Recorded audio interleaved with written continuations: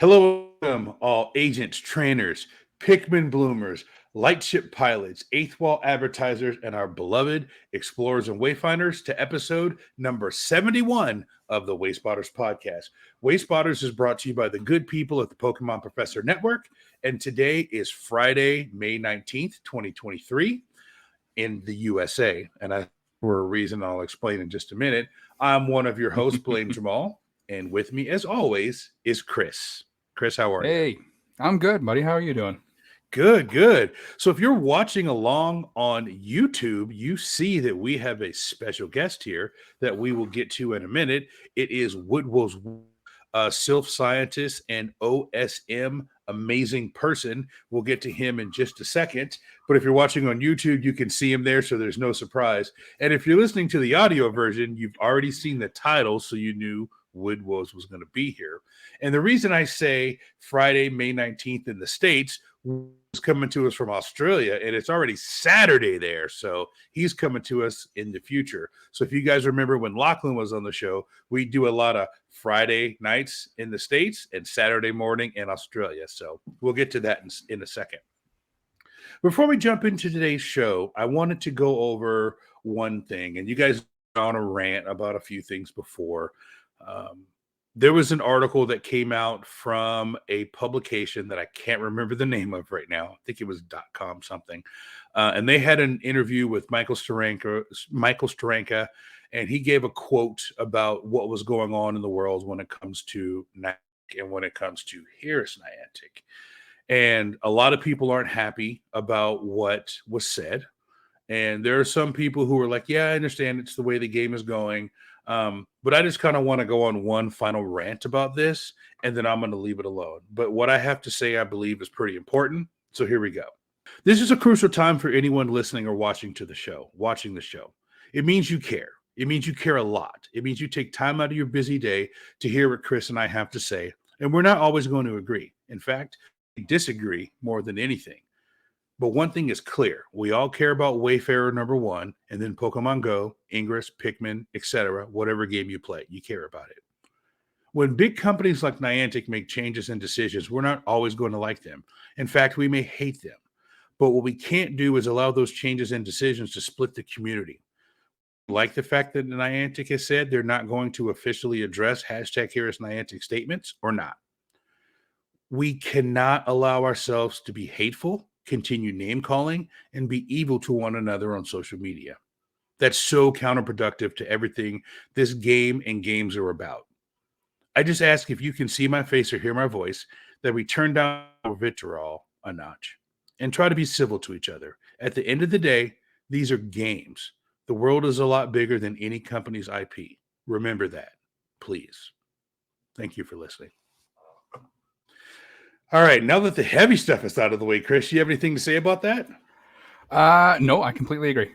I've been very active on Twitter today talking to some people, and I've tried to keep it civil, but some people just don't want to. So right. It is what it is, right? They're going to make decisions, and we don't necessarily have to agree with them because that's the decisions they make, right? Yes. Now, that's a very odd transition to bring our guest in, but I want to give our guest, WoodWoseWulf, a chance to kind of, if there's anything you want to say about that. First of all, before I bring WoodWose in, I want to say I have known, and I use known in kind of air quotes on the internet, WoodWose for about 2 years, right? And he lives in Australia. He's just north of Sydney. You guys will hear his accent here in a second, but you're going to hear from a person who is very passionate about making sure we have a clean game board. You're going to hear from someone who volunteered to dive in with the Silph Science team with all of the investigations that they have done. And thank you for that. And someone who is an expert when it comes to OSM, when it comes to Pokemon Go, and make that your parks are green and all the things that go in with OSM. I don't even want to try to talk about it because I'm nowhere near an expert. That's why we have WoodWose. So without further ado, WoodWose, I'm going to bring you in now because I want to give you a chance to talk about, what Michael Steranka said, if you have any opinions on it. And then we're going to kick it over to the news, and then we're going to get into the good stuff. We want to talk to you about OSM and Silph Science and not all the drama. But since you're here, I wanted to give you a chance if you had any words as Chris and I kind of close out this chapter of talking about it. Well, first of all, hello, g'day. It's so good to be here, Chris and Jamal. As you've said, my name's WoodWoseWulf, or Daniel, depending on where you know me from. And in terms of what you've discussed already, I completely agree with you both. The vitriol and the nastiness really needs to be toned down a notch. And I think some people really need to assess where they're at with the game and the games in general. It's okay to move on. It's okay to take a break. It's okay to step away and, do something else, touch grass for a bit. Yeah. No, Yep. 100% nailed it. Yeah. Yep. Well said. All right. Let's go ahead and go to the news. I think Chris has got like 3 or 4 or 5 news items for us. Chris, take it away. I do. I'm going to run through this real quick because we got a jam-packed show. Number 1, the Wayfarer button is live. Don't get too excited. It doesn't do anything yet, but it is there. If you go into your settings, it's all the way at the bottom. So if you don't want to participate, and I don't know why you would, you can go ahead and turn it off. If you want to take a break from reviewing Spanish nominations while the challenge is going on, you can go ahead and turn it off. And yeah, so that's that. Tintino posted on the forums about upgrades being stuck. So if you have an upgrade a nomination that you've upgraded and you feel like it's stuck, it probably is. Tintino said the only update went from us monitoring the issue to our team fully investigating the issue. There were some false alarms, but many were showing irregular behavior. We hope to have it fixed soon. So I know Jamal's got an upgrade stuck, and he's been pinging me about it and complaining. And it's how Jamal is with his upgrades, right? So it's hopefully it is fixed soon. Yeah. Oh, that's exactly. Yeah, it's gonna make a gym. I also wanted to take a second to thank the Silph Road for all of the work that they've done, for everything that they've done for the community, all of the PvP stuff. I don't PvP, but I know a lot of people who do. All of the work that group has put into everything. Thank you very much. The community and myself and Jamal really appreciate it. We are sad to see this chapter of the Silph Road end, but I know that they are hard at work sunsetting everything, and there's some stuff going on behind the scenes to kind of maintain a lot of what they were doing, just in a different way. So we look forward to the next chapter. Lastly, 2 more things. Last minute prep for Spain. So remember, the challenge starts on May 24th at 12 p.m. UTC. That is 8 a.m. EST. I do not know what time that is in Australia. Jamal is super hyped for this. I'm super hyped. So, what time is it in Australia right now? It is currently 10:18 a.m. Okay. So Chris, that's 14 hours difference. Yes. I don't know if that's in relation to UTC, but that's 14 hours difference. It'll start when it starts. It starts when it starts. Actually, I will do the math and put it up for the YouTube people. But if you're listening on Spotify, then you can do the math yourself.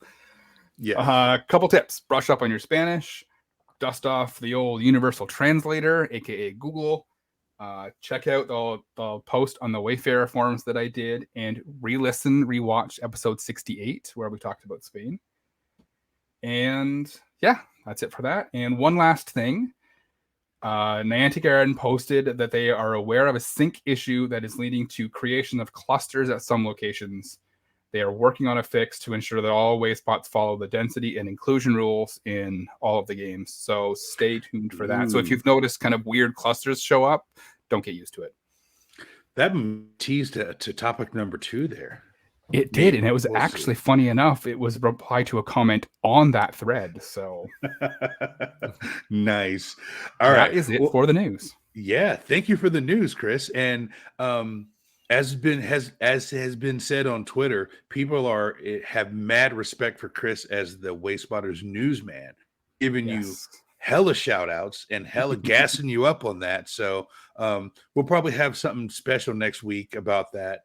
And I think you put out a YouTube short maybe, but Chris is the official YouTube newsman, kind of like the Walter Cronkite of Wayfarer or something like that, right? Is there a great Canadian man?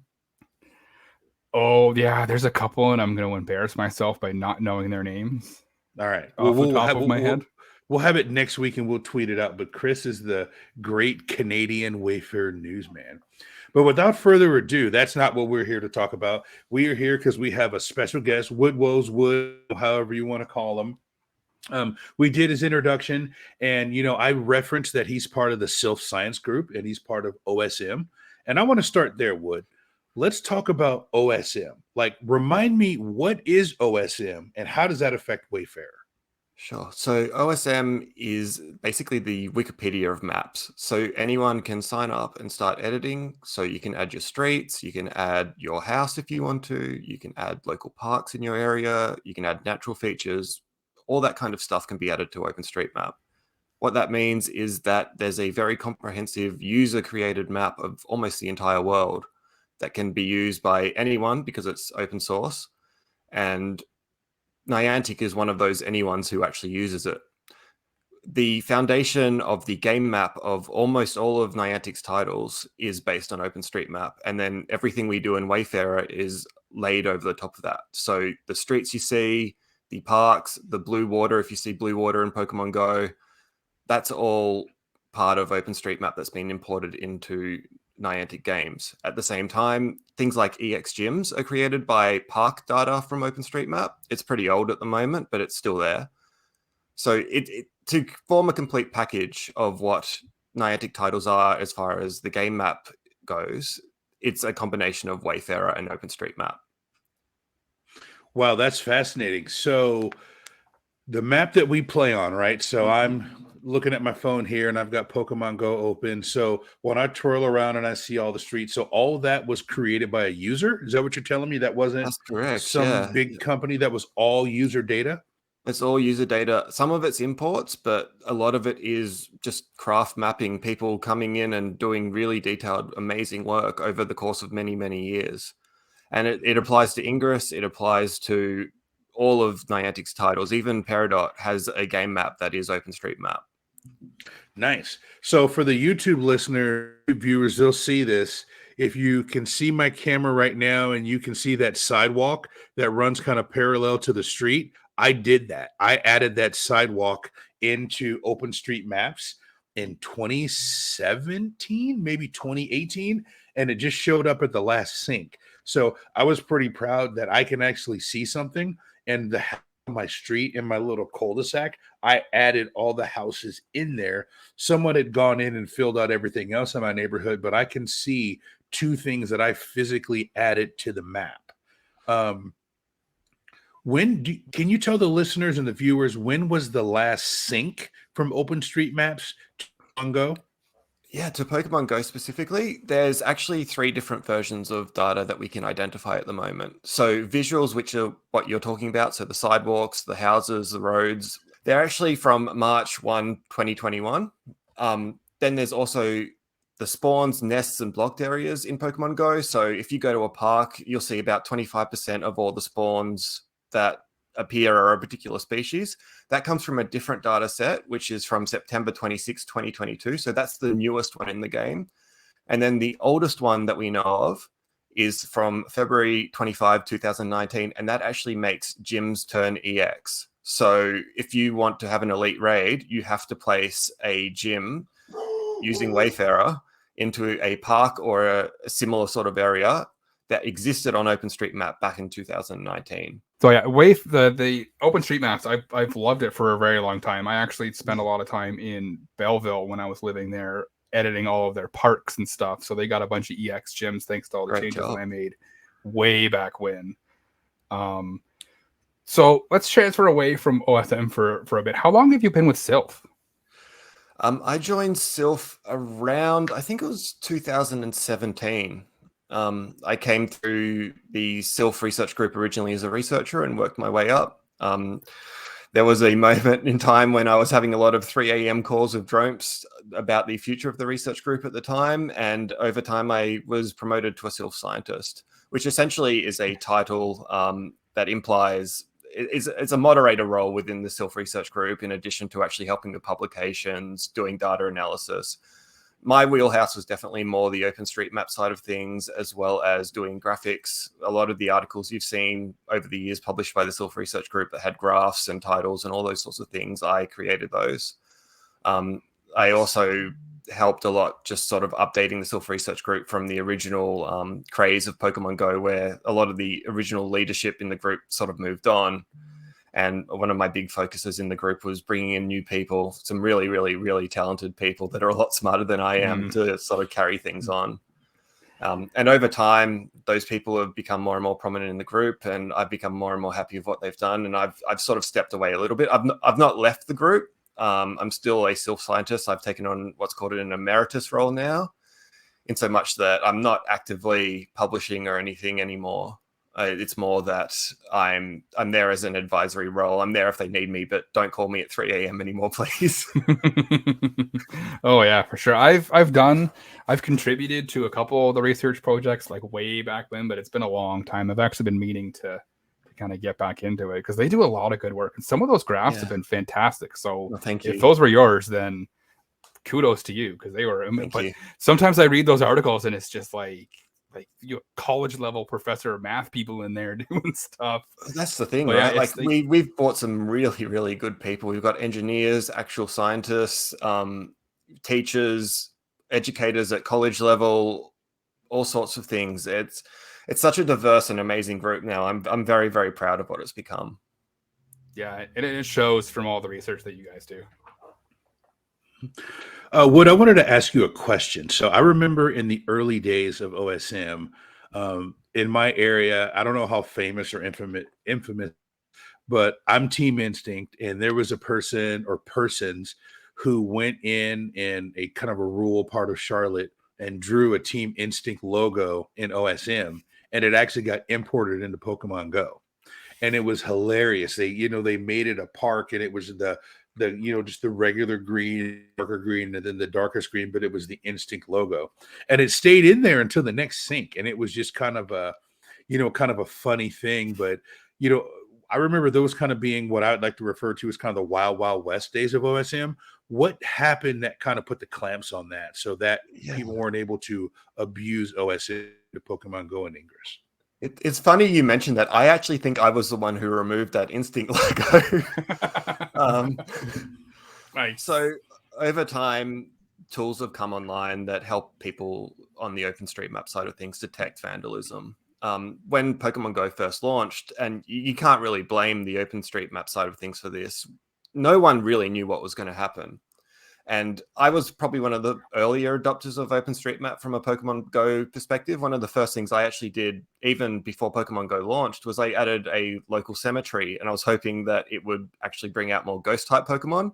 It didn't. But that was actually my entry to OpenStreetMap way back in 2016. But yeah, so there's now tools that have been developed, things like OSM Char by Willie Marcel. Shout out to him, he's brilliant, which specifically designed in some ways to help find edits that Pokemon Go and other Niantic and AR title players sort of use and do to try and manipulate the system. Over time, Pokemon Go was sort of the first, right? So there's now things like crypto games. There's a golf game that people use to import golf courses and play them. There's all sorts of things that have come up now. So it's a lot more diverse, and the vandalism is it's worse, but it's also a lot more contained now. We have tools to actually find it and remove it before it makes it into anything. Okay. Nice. And one of the things I remember was, kind of the big rumor that if you added certain things, you would get certain spawns, and these were the early days. And that was when I put in the sidewalks in my neighborhood and all of my area. It was just kind of like, if there's a sidewalk there, you will potentially get more spawns. And if you have more density of houses, and make sure that there's a clear boundary. This was one I specifically remember that I still don't know if it's true, that if you had a specific boundary between a residential area, school, because you can't get any spawns on the school, if there's a boundary, then those spawns will get pushed to a residential area. All things that were just kind of urban legend and we didn't know it was true. But I was making sure that there was a boundary around the school by my house, that the school was very, this is a school and this is not a school. So there was just all urban legends and things out there. So I don't know if you have anything to say. I don't know if that's really a question, but I don't know if you have anything to say about that. No, I think it's a great question, actually.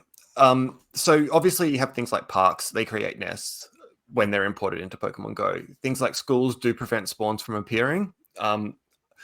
sidewalks and footpaths are a little bit more complicated now. There was definitely a point in time where if you added a trail in a forest or you added a sidewalk on a street that didn't have any spawns, there would be a difference. Like when that data came into Pokemon Go, you would see spawns appear. Since then, there's been reshuffles of spawns, things have been moved around, and it's not as obvious anymore. I think I've seen, if you go out into the woods, way out, and you follow a track, and then you find a path coming off that, you can definitely see spawns on that now, but it's not a revolution. It's not something that's just absolutely amazing. It might be 1 or 2 spawn points in an area that would have had none, if that makes sense. Gotcha. And I got one more question for you before I turn it over to Chris. How, in your professional opinion, how does OSM affect the waste spotters? I think these days one of the most important things from a Wayspotter / Pokemon Go point of view, which I think outside of Pikmin, OSM has the biggest impact on Pokemon Go of all Niantic titles, is you really want to be aware that if you don't have EX gyms in your area or you want to create an EX gym, you have to look on OpenStreetMap first and understand what's going on there. You have to find parks or other features that were added in early 2019 and add your gyms there. If you don't do that, you're not going to get EX gyms. And that means if you don't have elite raids in your area, you're not going to get them. And that affects our rural trainers. So Chris and Definitely, I have been pretty diligent about trying to evangelize ways in which to help the rural trainer with the changes at Niantic. And that was one of the reasons why we wanted to talk to you to see if you could give us any pointers for any of our listeners. If they live in a rural area, what would you suggest they do as far as creating an account in OSM and going in and looking their area? Like, what would you suggest that the rural trainer who's looking to add POIs but wants them to become and things of that nature, what would you give? What would be the starter kit? Yeah, so first of all, I would actually log on before you do anything and just survey the area, see what's there already, because that's going to be really important, especially if you're looking at creating EX gyms in these 2019 parks. Find what's there. You might not have something exactly what you want, but you might find a sports field or a playground, and that might be your key to actually getting one of those EX gyms and getting elite raids. Beyond that, make sure everything's mapped in detail and accurately. So if you've got a sidewalk in front of your house or a nature trail nearby, map that all out, because that can actually have a positive impact. It won't be immediate, but it will eventually play into the games and do something for you. It's about sowing seeds so you can reap something better in the future. And the other thing is just make sure you add accurate things that are real and they exist. It's amazing. Like even in rural areas, you see people adding parks over their house. So they'll draw just a park over their house and they think that's going to change everything. When they have a perfectly good park down the street from their house that they haven't done anything with at all. And it's like, I'm going to come in and remove your park. You're going to feel bad. You're not going to do anything. And then no one's going to win. Right. So yeah, just keep your additions honest, and also just do a bit of research, because it's not just parks that can factor in. Adding things like grass, adding scrubland, adding even farmland can actually have a very positive impact on spawns in your local area. Yeah, so there's a lot you can do. I think just accuracy is the most important thing. Gotcha. This is my last question, I promise. Yeah. Let's say I don't know anything about OSM, but I'm curious. What should I do? First of all, check the OSM wiki and read through that. It's a really great resource. I think Wayfarer in general could actually learn a lot from that. There's a lot that OSM has gone through over the years in terms of getting information out to mappers, keeping everything in a single resource, that I think if the Niantic Wayfarer team actually looked at it, they could learn a lot. Aside from that, feel free to reach out to me or other mappers in your local area and ask advice. We're always happy to help. It's easier to help a mapper improve themselves than having to go through and fix all their work after. So just go to osm.com.org. What is it? Yeah. So if you just Google OSM wiki, it'll come up. There's also links through the OSM.org website as well. Yeah, it can be a little bit intimidating when you first open it and you first get into it. But yeah, the wiki is definitely a good place to go. Yeah, my advice would be to start small. Add a sports field, add your house. Remember that obviously you don't want to add personal details, but just add the building, add maybe your neighbor's house, go down your street, do something simple. You don't have to change the whole world on your first edit. Like Yep. I did. Yep. And I was like, what? I need help. I need help. So how often does OSM, how often does Niantic sync with OSM? That's probably a better way to ask it. It depends on the game and what you're talking about. So visuals in general are updated a lot more than gameplay features. And games like Pikmin, I'm not sure if they've even seen an update since launch. Talking They about haven't, Pokemon, and I know it because Sarah Amanda sent us a voicemail and asked me to stop mentioning it because you hurt in my feelings. They haven't updated it since launch, and she was like visibly upset that there's been no update. So I know that one for sure. Yeah. So it varies depending on the feature and what game you're talking about.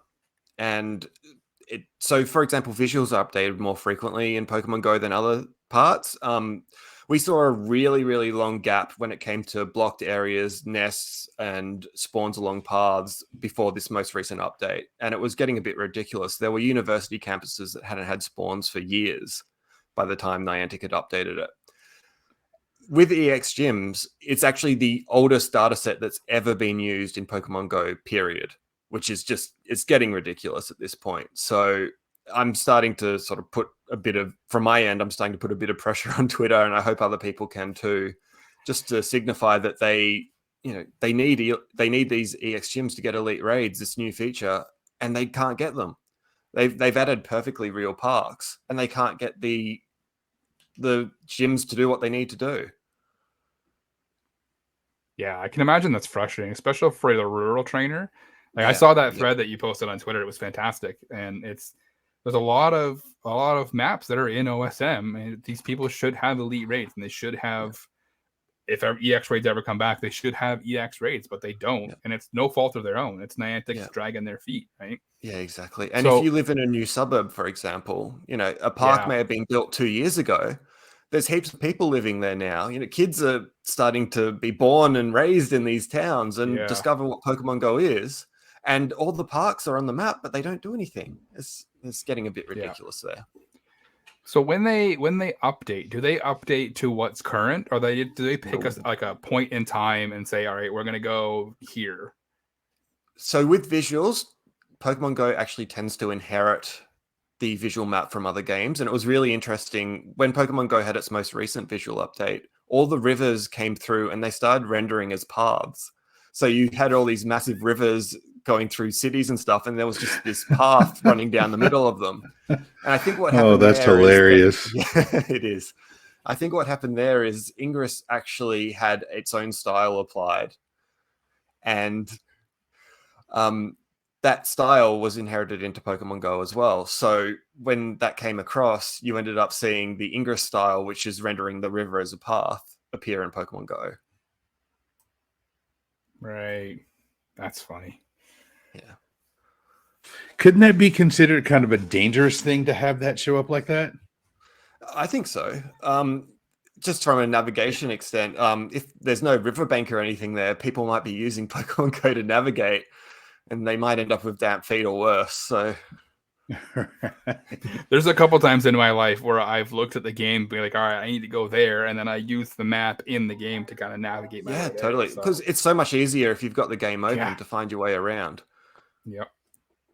Well, I know in Charlotte, North Carolina, where I live, there's constant construction going on, and they are building so many new apartment buildings and subdivisions where if you look on the map, it's just a blank area. And I know I'm looking at it. There's like a brand new apartment building here that wasn't here like yesterday. They added water and it sprung up. And inside of the courtyard, there's this really cool fountain that I want to add, but there's really nothing there. And I can't do a photosphere anymore to show it. So is there a push? And I remember you posting this on Twitter about the university that didn't have anything in it and how it was an outrage and went 6, 8, 10 months without it. Is there any way for us, for you, for the Wayfinders, for the Explorers to get Niantic to do an upgrade more times than often? Because especially in my part of the United States, they are just building things left and right. And there's so many things that should be in the game. do you have a way for people who are watching or listening is it just a Twitter campaign, or is there a specific way we can get the word out? I think just keep mentioning it on Twitter. The more people who are saying something, the more Niantic's going to see it as a priority. I think the other thing is that reach out to your creators that you might be in groups with or you might know personally, and let them know that what's important to you there. I know Ken from Lured Up has been amazing with just bringing up a lot of the things I've highlighted. And I'm not sure whether it would even appear on Niantic's radar if it wasn't for people like that. Right. Aside from that, if you have issues, highlight the issues as well. I know that you might not want to dox yourself, but maybe get somebody who's a third party to bring that up with Niantic and just stick with them. Every time there's been an issue fixed with OpenStreetMap, it's been thanks to communities campaigning and actually respectfully, right? Yes, exactly. Yes, exactly. yeah.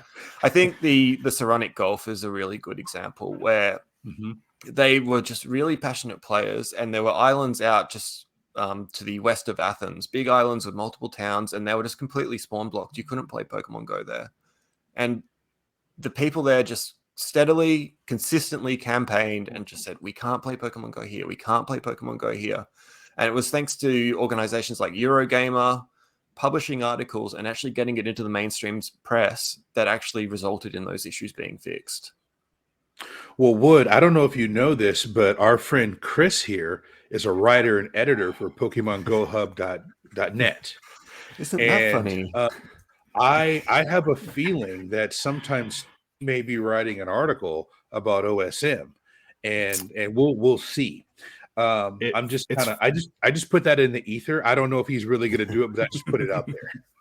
It's funny that you say that, because I was just about to say that I'm going to take that Twitter that you posted and write an article about it, because I want to do my part to get this and push them. And I know that they read the Pokemon Go Ahead of articles and stuff, so I will definitely get it out there and help with. I'm sure a lot of people would appreciate that. Yeah, no problem. I know. And what we need to do is, Niantic has creators across all of the spectrum. They have podcast creator friends, they've got YouTube creators, they've got writer creator friends. But to my knowledge, Wood, I don't think they have anyone in the OSM space who is in kind of their, quote unquote inner circle that advises them. So maybe we start banging the drum for you to be on Niantic's creator list to give them advice when it comes to OSM. Because to be honest with you, I think that's their swing, not just from a Pokemon Go perspective, but Ingress, but all of their games. If they don't have someone who's giving them intelligent information about OSM, and that's the database they pull from, they're kind of flying blind, right? Yeah. Yep. And especially if it's not a priority for them, they might not necessarily have a document or the knowledge institutionally to understand what the issues are. So, my DMs are always open, Niantic. I'm here. Well, we'll push that, to the extent that we can. And when we talk to Ken, we'll bring that up to Ken. And, we're hoping to have a conversation with Niantic in New York for GoFest. I've got a list. I don't know about Chris, but I've got a list that's really, really long that we need to pare down. But I'll add OSM onto my list, because I like to say that Wayfarer is the heartbeat of Niantic. Without Wayfarer, you don't have Wayspots, you don't have anything. But then if I think about it, if you don't have OSM, you really don't have. You've got they're like two different chambers of the same heart, man. That's what it is. Two different chambers. Exactly. And all of the new games that they bring on are going on to the Lightship database, and the Lightship database is based on OSM. So, Wood, we got your back there. So that's great. I appreciate it. I really appreciate the work that you're doing and that you've done.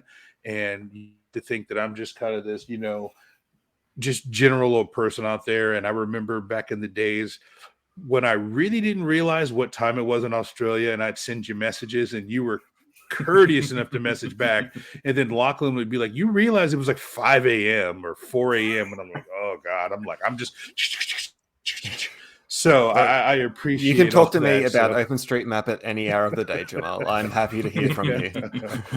So that's awesome. So everybody out there, go to Google OSM Wiki.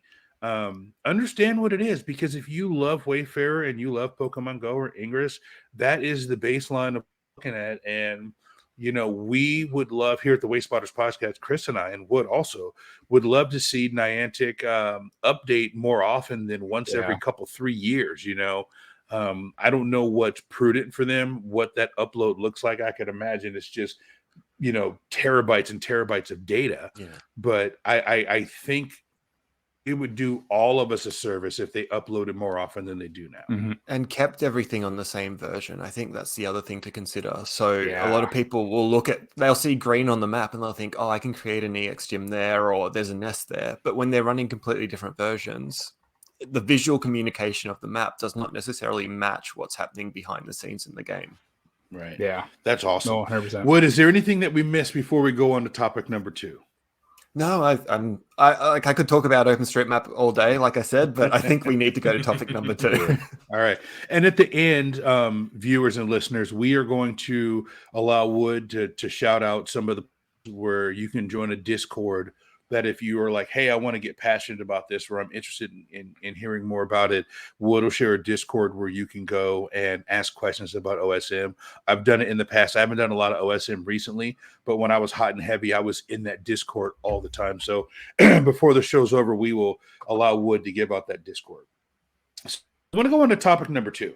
And Wood, I'm glad you're here because this has a lot of effect of what we've been talking about, and it's Wayfarer abuse. So Wayfarer abuse has been in the news lately, and a handful of Wayfarers, explorers received a survey from Niantic. I think it was a 5-question survey. I can't remember. I was lucky enough to get it about, ways in which you can help prevent Wayfarer abuse, help report it. And then there's been some things in the news also, and I'm going to go ahead and add this in. People have just been blatantly, and for the people on YouTube, you're seeing it now. For the audio listeners, I'll explain it. It is a Pokemon Go screen, and there are about 200 Wayspots all clumped together in what looks to be a courtyard, and there's a couple of gyms there. And if you know anything, if you're listening to this podcast or watching this podcast, this is Wayfarer abuse, pure and simple. Now, Wood, I don't know. I'm looking at the map. I don't see anything that looks like they've put something in OSM out of place. But we talked about OSM abuse when it comes to adding things that shouldn't be there. But Wayfarers is something that no one wants or needs. It clutters up the game board. You want things to represent what is there in real life. And I think through OSM, that's something you're doing, is making sure that real life things are there. It's not there, removing it. And if it is there, if there's new construction, putting it in. So do me a favor, take a look at the screen, look at and do your best to describe to the audio listeners what they're seeing on the screen right now. Yeah. So as Chris pulls his hair out. Yeah. You're looking at essentially what looks like a cathedral. You can see the building sort of surrounded by, it looks like almost hundreds of Pokestops and a single gym. There's Team Rocket Grunt standing all over the place. The Pokestops are overlapping. So in some places I can count like 3 or 4 Pokestops just intersecting each other. I like, it goes to the point where you couldn't really play that well here without some kind of auto catcher or other device. It's just to the point of the ridiculous, really. Mm-hmm. And Chris, something that I put in our Discord the other day, I'm like, why do people continue to brag about this when they know it's going to get reported? And you don't know this, Chris has been Little Beaver. We talked about last week that he had only done a couple of reports, and he has been burning up the reports lately. Chris, you want to talk about that?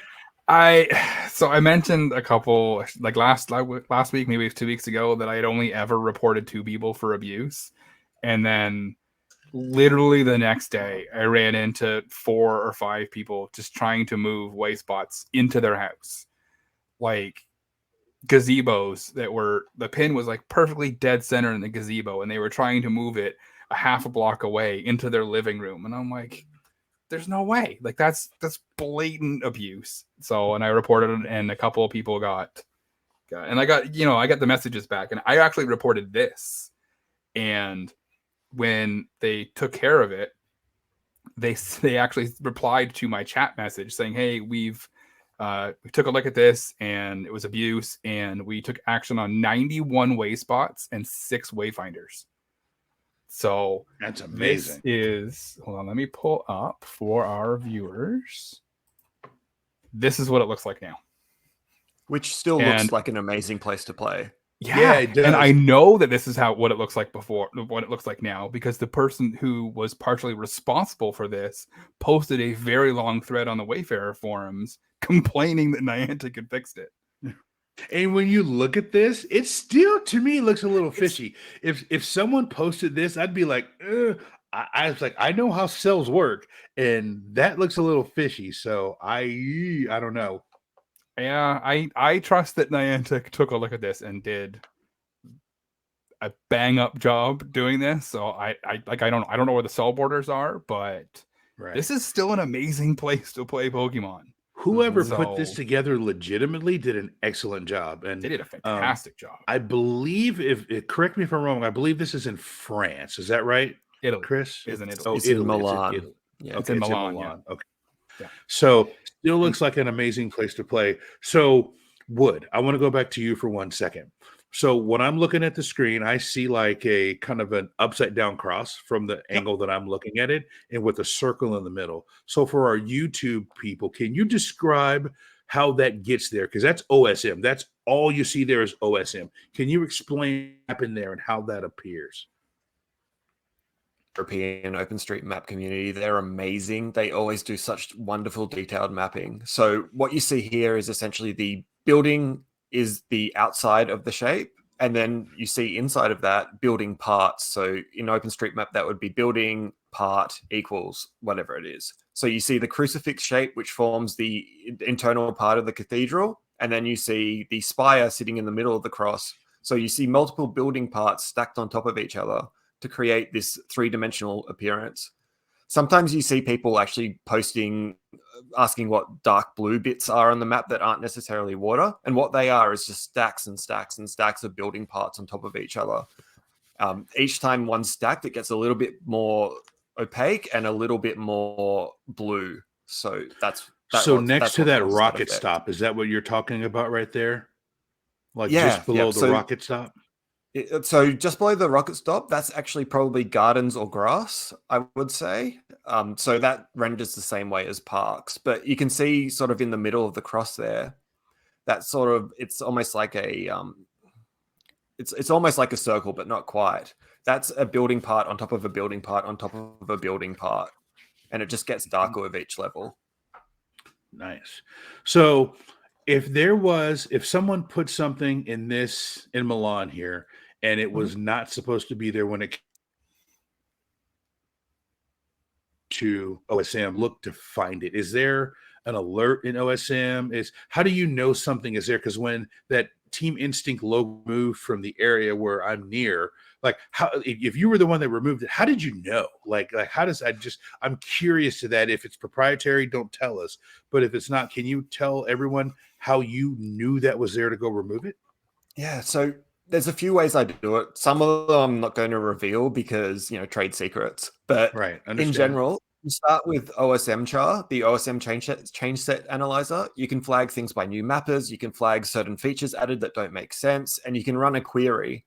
And again, I think this is something that the Wayfarer team could learn a lot from, in that I can see, okay, this is a new mapper who's added weird shapes to this particular area that I'm checking. I'll go check that out. And then OSM char actually brings up a representation of what they've done. I can have a look at it and go, oh no, that's actually a new park that's in this suburb. That's fine. Or, oh, this person has added the Team Instinct logo to the map. I better go and get rid of that. At the same time, there's now teams by companies like Mapbox, because Mapbox uses OpenStreetMap as its basis, and they actually go through and flag things themselves as well. So there's actually people who are employed or volunteering to find these things as a job. Gotcha. So I remember when I first signed up for OSM, it flagged me as a new mapper, and it wouldn't let me do things. Is that still the case? That until you build up enough cred, I don't remember the exact terminology, there's certain things that you can't do. Is that still true? it will flag things that you shouldn't be doing. It'll still let you publish them, but that's definitely something that will come through, and I'll be able to see, or whoever's doing the checks will be able to see, hey, this change set was flagged for, intersecting paths, objects being on top of each other. And then that basically makes your change set appear as something that's a bit suspicious that needs to be looked at. That's so very interesting, and I love it. And I think like you said a couple times, Wayfarer could really learn from that. Yeah.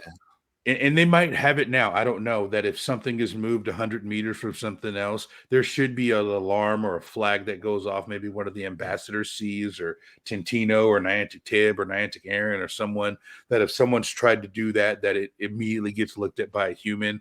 I think that, without coming in these big silos, I think companies can learn from each other, and OSM seems to have a lot of things right. And whether you borrow it or steal it or whatever it is, but if it's making the overall community better, I think that's a really good idea for people to kind of go back and forth and kind of share information. It's frustrating in a way, because sometimes you see the Wayfarer team walking the same roads, metaphorically, that OpenStreetMap walked back in 2016, 2017. I just wish that there was some kind of facility for them to learn those lessons so that they don't have to go through it themselves. Yep. Great. Yeah. Chris, you got anything else? Just for our YouTube viewers, I have pulled this up in the Wayfarer app. I don't know if you can kind of see that. That is what it looks like on the way. So that's all those POIs. They're still in the database. And I know that with the guy who made the post on the Wayfarer forums was like, hey, they deleted all of my hard work, but they didn't. It's still there. They just cleaned up the Pogo game board. They just cleaned it up for Pogo. Great. Yeah. All right, well, let's do this. We've been going for a while. Let's roll to break. Let's take a little break. We'll play some dad jokes. And when we come back on the other side, we've got Wayspot of the Week and Coal of the Week. And then we'll get you out on your Sunday afternoon. So we'll go ahead right here, play the music, and we'll take a little break, and we'll see you on the other side. What do you call a hot dog on wheels? Fast food. Where do young trees go to learn? Elementary school? What's the best way to watch a fly fishing tournament? Live stream. I went for a job at a moisturizer factory, but I had to apply twice daily. How can you tell if a tree is a dogwood tree? By its bark. Why do bees have sticky hair? Because they use honeycombs. Why are chickens so cute? Because... All right, everybody, welcome back to the Wayspotters podcast, episode number 71. Chris is here with myself and our special guest today, Silph Scientist and OSM expert, WoodWose, aka Wood, aka Daniel, depending on where you know him from.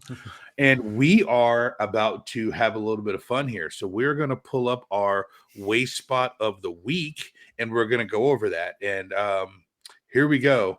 Our Wayspot of the week. So as you guys know, I am known for picking the hardest pronunciation in a foreign language that I know Chris does not speak, and have him talk about it. So this Wayspot of the week comes to us from friend of the show, Prince P-Dub, the Norway hacker, from the Wayfarer discussion Discord 5.6.7. I don't even know where they are now. But Chris, take it away. All right. So this is it looks like a notice board, and has Jamal's favorite thing. It's snow. It's on two posts. The top two boards look like kind of rustic boards, and it's got some Norwegian on there that I'll try and read in a second. And below that, it's like a plywood board, and it's got a couple of things stuck up to it. So it looks like a beautiful Wayspot. And the title is Naibian Notice Board. It says Notice and Information Board for visitors community of Naibian. I'm going to go ahead and attempt to read the Norwegian that's on here.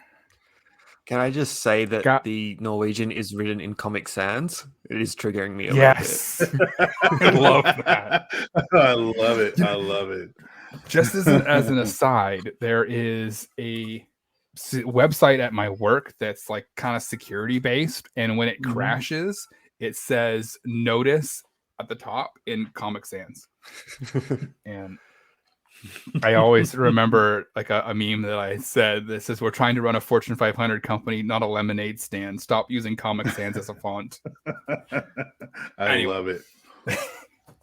It says Gallieri Svalbard Longyearbyen Kunstnernencenter. I don't know what all of that means. I will put a translation on the screen for our YouTube watchers. Right. But yeah, it's a beautiful Wayspot. The snow in the background looks amazing. It looks like there's kind of like a rocky hill in the background too. That looks almost like a mountain off in the back. So it looks beautiful. It's gorgeous. And Prince P Dove knows how to nice spots. Chris, can you slide over and show the viewers the supporting photo? I mean, you can't get any better than that. Like, it shows the road, it shows the actual POI, it shows there's pedestrian access, there's lots of snow, but who doesn't love snow, especially from a guy who gets like 1 inch of snow a year? I love it. But it just like, I mean, would you agree? Like, that's the quintessential supporting photo that you want. It's perfect. Yeah, you couldn't ask for anything more. That's gorgeous. So Prince P Dove, thumbs up. When you see this, let us know how Chris did with this translation. So, yes, please. Without further ado, we are going to go to Coal of the Week. And our first Coal of the Week, oh my God, it's a live animal. Live animal, live animal, live animal. Ah, it's a live animal. Okay, sorry. I'll leave that in. I won't cut that out. Okay, so we're going to go to this week's Coal of the Week, and it comes to us from Cindy Poo, who is also from the Wayfarer discussion Discord, and she is actually in North Carolina, where I am. She's a few hours north of me. And this Coal of the Week is, I'll give you the title, Wildlife Rehab and Education of North Carolina. And in the main picture, it is a picture of 1, 2, 3, count them, 4 baby possums. And they are, I don't know what the heck they're doing. They are just kind of possums and kind of hanging out. And they're possums. And what's interesting about it is the main photo and the supporting photo are the same. So it looks like these possums are drinking milk, right? Is that what you think they're drinking? They're drinking milk? Looks like it. Yeah. It looks like it, yeah. And out of a tray. Yeah, out of a tray. And the description is cut off a little bit, but the title is Wildlife Rehab and Education of North Carolina. And the description is 501c3 that offers free wildlife rehab and education of people of all ages, and then it's cut off. And then the supporting photo is this group offers a place for the community to bring orphan wildlife to be rehabilitated and released, as well as education for those who wish to learn about wildlife rehabilitation. Now, if this was the sign to the building or the facade of the building or something else, it probably wouldn't be Coal of the Week #1. But the fact that it's 4 live animals, and we can't see the pen, but this is coal. I'm all for rehabilitating wildlife, but this is coal. Gentlemen, agree or disagree? It's very unfortunate that they've kind of missed the target with this by putting that photo there, because if it is a place to get educated about this kind of thing, it actually would be a pretty good place to explore. I could see a lot of merit in it, but instead they've included 4 very cute baby possums instead. Right. So we'll stamp that as coal and live animal. Oh, live animal. I saw that and I almost wet live my animal. When I saw it was live animals. Oh, goodness. Any chance I get to put a live animal up there, I'm going to do it. All right. And Coal of the Week #2. So this one was right on time because we were actually going to use Coal of the Week #2 anyways. Coal of the Week 2 was brought to us by friend of the show, WoodWose. So little did you know, Wood, we were going to use this one anyway, and you just happened to be here. So we're going to turn this over to you to explain to us. And for everybody listening and watching, please preface this by the wording you put in the Discord. You posted this, please, to give them the context on that. Yeah. So I had actually logged on for the day first review. This came up, and it's called Stack of Tires. The description is old stack of tires in the middle of nowhere. the picture is an old stack of tires in the middle of nowhere, 4 of them, in fact. And then, so this nomination was out of Saratoga in New South Wales, Australia, near me. And the supporting photo is a beautiful open pasture with no stack of tires in at all. Essentially, what I did with this one was I logged on, this came up, I rejected it, and I said, no more reviews for today. Thank you very much. I'm done. And when you put I that in do the not Discord, blame you at all. Yeah. Chris, couldn't you just feel it coming through the words? I just felt it. Good, absolutely. Because we've all been there. We've all Yeah. logged in and gotten the first thing that was just absolutely awful. And you're like, nope, I'm walking away. Yeah. This is what you got for me today. I don't want it. Yeah, it I'm was done. Thank you. garbage. Yep. So Wood, I see I've become I've kind of fallen in love with the culture and the scenery of Australia. You know, Lachlan was a co-host for a year, and you know, I learned more about Australia in the last year than I'd ever known in my entire life, and I'm damn near 50 years old. Just from having an Australian to talk to and to understand kind of the things behind the scenes. You just think of Australia and everybody makes jokes about it being upside down, but it's a beautiful country with gracious people, and we've had several Australians on the show before. So whenever I get a chance to feature something from Australia, I do. Keep putting in the good things and keep putting in the coal, because it's a place that is very underrepresented when it comes to Niantic games. And you guys are kind of the unpaid beta testers. And that kind of makes my blood boil. And we kind of talked about that a little bit in the break. So anything that you put in there that's interesting, we're probably going to feature it on the show. And that goes our other Australian friends as well, because I think it's a beautiful country that needs to be showcased a little more, especially the really good POIs. There's some beautiful murals in the Brisbane area that I've been able to see. My bonus location was Australia for a year, Wood. I don't know if you knew that, but Yes. I've reviewed a lot, so I've seen a lot of the things from the area. Jamal and Chris, you two, you've got to come down here and say good day one day. See it for yourself. Yes, absolutely. Well, I told everybody on the show back in the 40s, or maybe it was the 30s, that I wanted to come to Brisbane and swim in the Brisbane River. And I've never had so many people say, no, don't do that. It's polluted. There's sharks. And I was kind of joking, but then I did some research and I'm like, ooh, I don't want to swim in there. No, there are plenty of definitely nice watering holes inland. You can swim your heart out there. Yeah.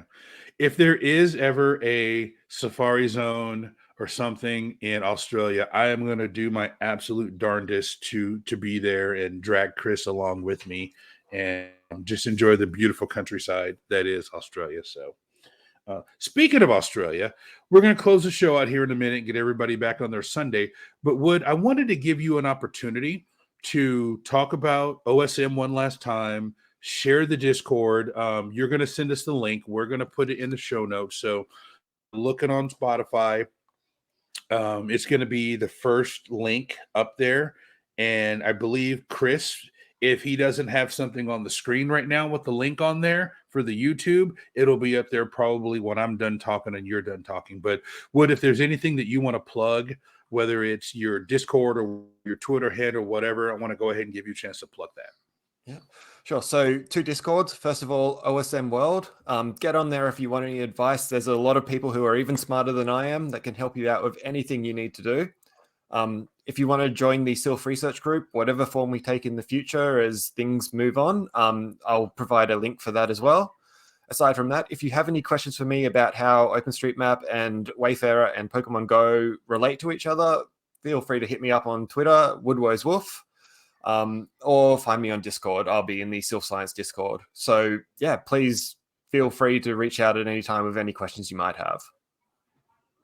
Fantastic. Thank you for that. And for coming on the show. Thank you very much. You for did having awesome on episode 10 and even better now. And maybe we'll just have you on every 50 or 60 episodes because things evolve and Sounds change. good. Or if there's something that comes up and we need to discuss it, we'll just have you on because, again, like you said, it's 2 chambers of the same heart. Thank you for that. All right. So everybody, thank you for listening to this episode of Wayspotters. And as you know, we can't have an episode of Wayspotters without our executive producer, KatettheKonz. Kate, you rock. Continue to send me messages at 3 a.m. I love it. And continue to motivate Chris to get out there and get to level 10 in Ingress. I'm calling Chris. You got to get out there and do it. Yep. And as well to all the other Patreons. We love you guys. We really couldn't do the show without the Patreons. We really appreciate you. Probably don't say it enough. We try to get you guys behind the scenes and stuff new in the Discord. So we really do appreciate you guys, and continue to give us feedback. Let us know what we're doing well. Tell us when we're tripping over our shoelaces. We appreciate our patrons and we love you guys. So thank you. Like I said, thank you for listening to this episode of Wayspotters. If you enjoy what you hear, there's a couple of ways that you can show us. So the first one is you can follow us on our Twitter at Wayspotters. We are incredibly responsive. One of us sleep. Chris works weird hours. So if you send something out to us, we're probably going to respond to it very, very soon, if not right away. You can also follow us on our Instagram. We are at Wayspotters Podcast. Instagram gets probably the least amount of love from us. I need to get better at posting stuff on Instagram, but we do have a presence there. Where we do get a lot of love is on our TikTok at I Make Wayspots. You guys are blowing up our TikTok. Thank you. We love it. We've got some TikTok videos on there now, over 3,000 views. Like, wow. Like, thank you guys. You guys are really, really killing us. So killing it. We really appreciate that. Second, what we'd love you guys to do is visit our website, www.wayspotters.com. From there, you can get links to everywhere you can download the show. You can also send us a message directly from the website, or you can be old school and you can send us an email, wayspotters@professor.com. And again, we're very responsive. We will get back to you. We love it. We really appreciate you guys. Now, like I alluded to, and some of you may be watching this video right now on YouTube, but if you're listening to the audio podcast, come on over to youtube.com/Wayspotters Podcast and enjoy the fun and see all the great that we put up on the YouTube page. And we would really appreciate it. And third, for our U.S. listeners or anyone who wants to call a U.S. phone number, you can leave us a voicemail on our hotline, 704-426-3710. You never know, your voicemail may be here on an upcoming episode of the show, or you can tweet us a message directly from Twitter. And finally, if you are not a member of the Pokemon Professor Network, you can join for as little as $1 US a month, which is $1.33 Canadian, $1 US in Australian. Would. I think it's about $1.50 at the moment. I don't know. Our currency's all over the place at the moment. Okay. All right. So $1 US. Nailed it. It's $1.50. Did he nail it? Nice. Yep, I just Googled it. $1 US, $1.33 Canadian, and $1.50 Australian. $1.50. Yeah. Just go to patreon.com/Pokemon Professor. And for joining, you will have access to the Discord for all the family of shows across the Pokemon Professor Network, including Wayspotters, Special Conditions, Gotta Watch 'Em All, Purified Podcasts, and Lured Up. It's a fantastic place filled with fantastic people. And we really try to get our patrons every first and early. And a lot of the topics that we talk about on the show come from the patrons. So we really appreciate you guys. So with that, and we want to thank you for listening to Wayspotters. And Wood, thank you so much for coming on and educating us. We really appreciate it. And remember, there's only one way to stop a fire. Pause my mixtape.